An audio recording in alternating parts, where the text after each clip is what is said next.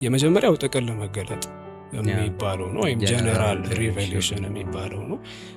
እግዚአብሔር አንድም በፍጥረቱ በኩል ሲቀጥል ደግሞ በሰዎች ሞራላዊ ተፈጥሮ አማካኝነት በህሊና በህሊና አማካኝነት እግዚአብሔር ሰዎች ስለራሱ ኮንሽስ እንዲሆኑ የሰጣቸው መገለጥ ነውና በዚህ አጠቃላይ መገለጥ እግዚአብሔር በእጆቹ ስራ እንዲሁም በሰዎች ደግሞ ሞራላዊ ተፈጥሮ ወይም በህሊናቸው አማካኝነት ስለሱ እንዲያውቁ በፈቀደላቸው ልክ እንዲያውቁ የሰጣቸው መገለጥ ለድነት ግን ብቁ አይደለም።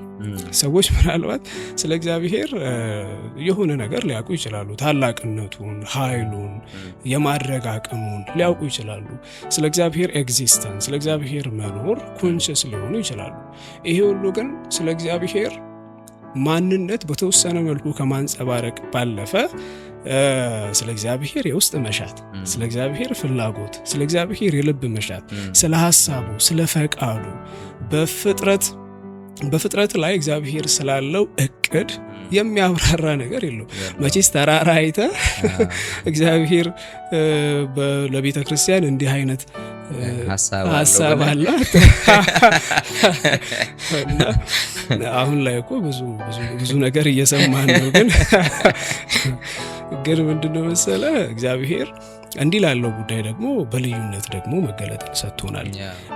ልዩ መገለጥ ይሉታል እንደምታውቀው ስፔሻል ሪቨሌሽን ብለው የሚሉት። በእርግጥ አሁን ላይ ልዩ መገለጥ መጣ እየተባለ የሚባለው ትንሽ ቢያደናግርም ግን ደግሞ መጽሐፍ ቅዱሳችን እግዚአብሔር በልዩነት ስለ ፈቃዱ ስለ ሐሳቡ ራሱን ያብራራበት መገለጣችን ነው። እንግዲህ the person the word of God እና the scripture the word of God ብለው ይሉታል።